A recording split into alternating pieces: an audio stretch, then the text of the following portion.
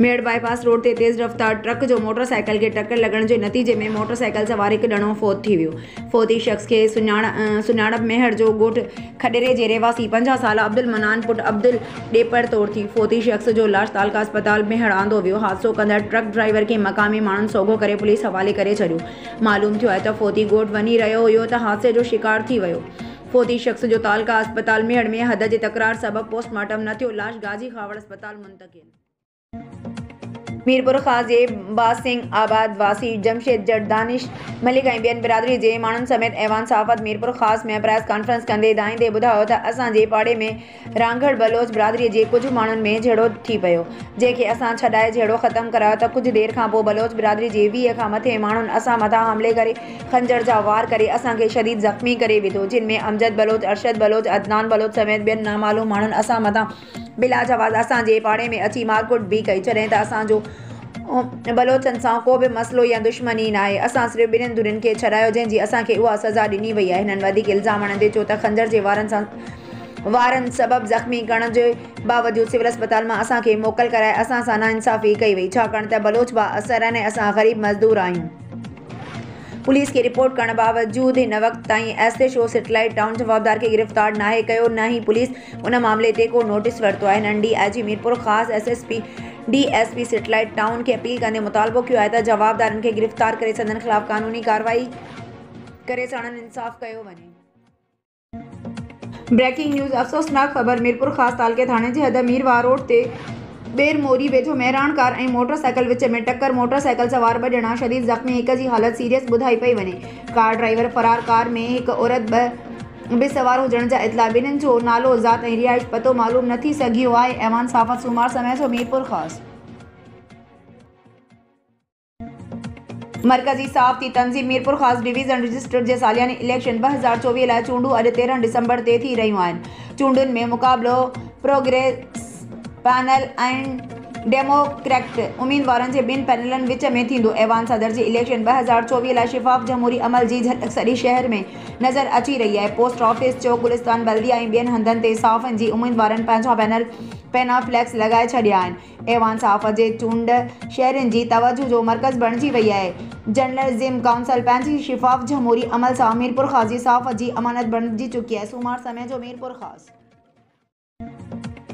ठुल report fair Soomro गुज़िरियल रात ठुल लॻ गढ़ी हसन सरकी थाणे जी हद ॻोठ मोहम्मद कासिम खोसो में नामालूम चोरनि घर धणी मोहम्मद कासिम खोसो जे घर खे खाट हणी मींहुं चोरी करे विया त भाॻिया सुजाग थी चोरनि जा पेरा खणंदा गढ़ी हसन सरकी में अब्दुल शकूर धो ऐं इमदाद धो जे घरनि में लॻा। भाॻियनि तरफ़ां धोअनि जे घरनि जे आॾो वेही रहिया त चोरनि ॿिए तरफ़ खां मींहुं खे डाटसन ते खणी ॿिए हंधि मुंतक़िल करे रहिया हुया त ख़बर पवण ते भाॻियनि पीछो करे खबड़ मोड़ वटि पहुची डाटसन समेत चोरनि ऐं मींहुं खे सोघो करे ए सेक्शन ठुल पुलिस हवाले करे छॾियो। राब्ते करण ते भाॻियनि मोहम्मद कासिम खोसो ऐं ॿियनि ॿुधायो त पुलिस गिरफ़्तार कयल चोरनि मथां केस दाख़िल करण खां पोइ लवाए रही आहे। हिननि वधीक चयो त पुलिस जी नाअहली सबबि इलाइक़े में धाड़ेलनि ऐं चोरनि बाहि ॿारे छॾी आहे, पर पुलिस अमन अमान कराइण में मुकमल नाकाम थी चुकी आहे। हिननि एसएसपी जे कमबाद खां मुतालबो कयो आहे त पकड़ियल चोरनि ऐं उन्हनि जे सहूलियतकारनि मथां केस दाख़िल करे ड्यूटी ऐं गिफ़लत कंदड़ पुलिस अमले खे हटाए संदसि जाइ ते ईमानदार ऐं फ़र्ज़ शिनास अमलो मुक़ररु करे इलाइक़नि में अमन अमान जी सूरतहाल खे बहाल करे रहवासियुनि खे तहफ़्फ़ुज़ फराहम कयो वञे। ख़ैबर रिपोर्ट अज़ीज़ गुल ख़ैबर हाला भरिसां ॻोठ वी में सगावती तकरार तां बच्छा बिरादरी जे सगन सोटनि में झेड़ो, हिक ॼणे खे घुटा ॾेई क़तल कयो वियो। उन बारे में फ़ौतियल जे वारसनि जो चवणु आहे त मोहम्मद मूसा वल्द मिस्री बच्चू खे संग न ॾियण तां घुटा ॾेई क़तल कयो वियो आहे। असांजे रिश्तेदारनि शबनी बशू, नबन बशू, वहीद बशू ऐं ॿियनि असांजे हमराह खे क़तल करे फ़रार थी विया आहिनि। पुलिस जो चवणु आहे त सगावती तकरार तां मामिलो थियो आहे, वधीक जांच कयूं पिया। झरक रिपोर्ट लखा ॾिनो झरकाई जीए सिंधमा ज़िले ठटे जे सदर अमजद शोरो जी अॻवानी में मुर्फ़ ख़िलाफ़ जिदोजहद जो आगाज़ झरक शहर मां कयो वियो। मेन रोड ब्लॉक करे धरणो हयो वियो। जीए सिंधमा ज़िले ठटे जे सदर अमजद शोरो धरणे जे ख़िताब कंदे चयो त फौरी तौर ते ऑपरेशन थिएटर ग़रीब मरीज़नि लाइ खोलियो वञे, दवाउनि जी खोट फौरी तौर ख़तमु कई वञे ऐं जेके डॉक्टर बिला जवाज़ ॿाहिरि स्टोर जी दवा लिखी ॾियनि था उन्हनि जे ख़िलाफ़ एंटी करप्शन जी शिफ़ाफ़ इंक्वायरी कराई वञे। थैलेसीमिया जे मरीज़नि खे बग़ैर कंहिं डोनर जी रत मुहैया कयो वञे ऐं हिते हिकु हेमोटोलॉजिस्ट फौरी तौर मुक़ररु कयो वञे। अस्पताल में दाख़िल मरीज़नि जे लाइ लेबॉर्ट्री मुफ़्त कई वञे। लेबॉर्ट्री जे पैसनि मां कयल मेगा करप्शन जो आला सतह जांच कराई वञे। लेबॉर्ट्री में फौरी तौर पैथोलॉजिस्ट मुक़ररु कयो वञे। डायलिसिस सेंटर जी बजट मां कयल करप्शन जी आला सतह जांच कराई वञे। अस्पताल में दाख़िल मरीज़नि खे मयारी खुराक ॾिनी वञे, उन में बेज़ाब्तिगी जे आला सतह ते जांच कराई वञे। अस्पताल में वफ़ात पाईंदड़ मरीज़नि खे कफ़न ऐं घर ताईं मड़ पहुचाइण लाइ मुफ़्त एम्बुलेंस ॾिनी वञे। नर्सिंग कॉलेज में मुर्फ़ पारां कयल कब्ज़ो ख़त्म करायो वञे। आकाश पली जो जेको आदम मलिक जो दादलो ऐं एजेंट आहे, जेको रिश्वतखोरी जो बाज़ार गरम करे वेठो आहे, रिटायर मुलाज़िमनि खां कमीशन जे नाले ते ॻरी रिश्वत वठी आदम मलिक खे बि हिसो ॾिए थो। आकाश पली खे फौरी तौर सिविल अस्पताल मां कढियो वञे।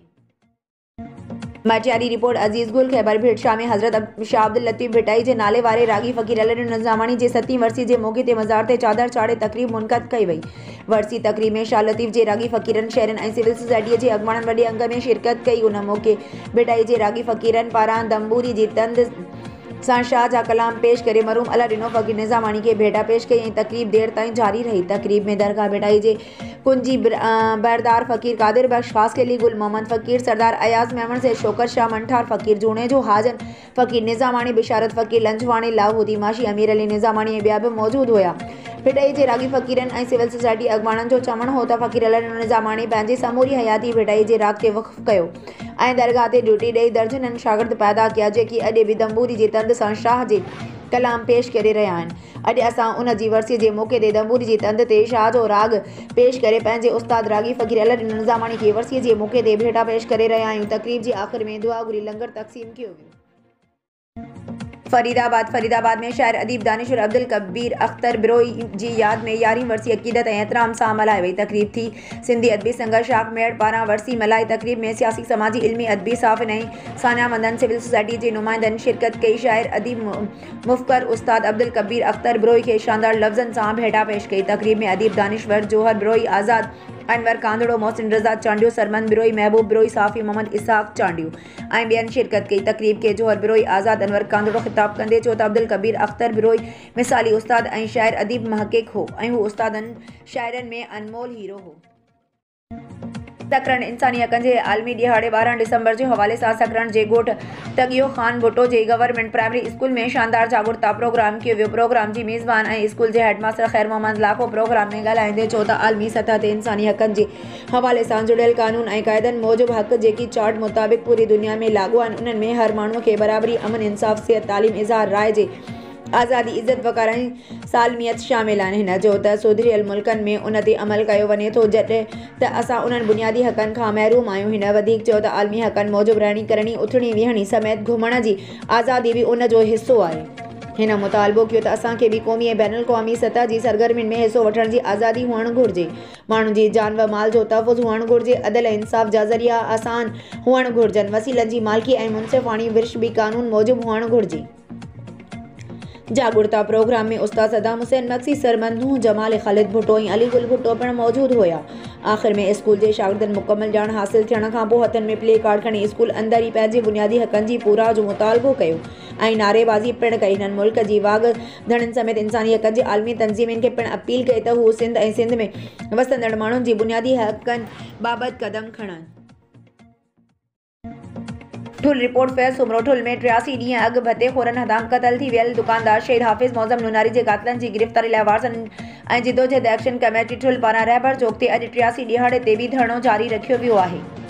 उन मौक़े ते जमाल जोश बुड़ो, सरवाण लाशारी, साइदान नूनारी, फैज़ मोहम्मद नूनारी, ग़ुलाम रसूल किरनाणी, मोहम्मद बख्श बिरोई, अर्ज़ बंगलानी, सागर हिदायतुल्लाह नूनारी, मुमताज़ नूनारी, इनायतुल्लाह नूनारी, ग़ुलाम हुसैन किरनाणी, अब्दुल हफ़ीज़ नूनारी ऐं ॿियनि अॻुवाणनि मीडिया सां ॻाल्हाईंदे चयो त हाफ़िज़ मौज़म जे क़तल खे 83 ॾींहं गुज़री चुका आहिनि, लेकिन ठुल पुलिस शहीद हाफ़िज़ मौज़म नूनारीअ जा क़ातिल गिरफ़्तार नाहिनि कया।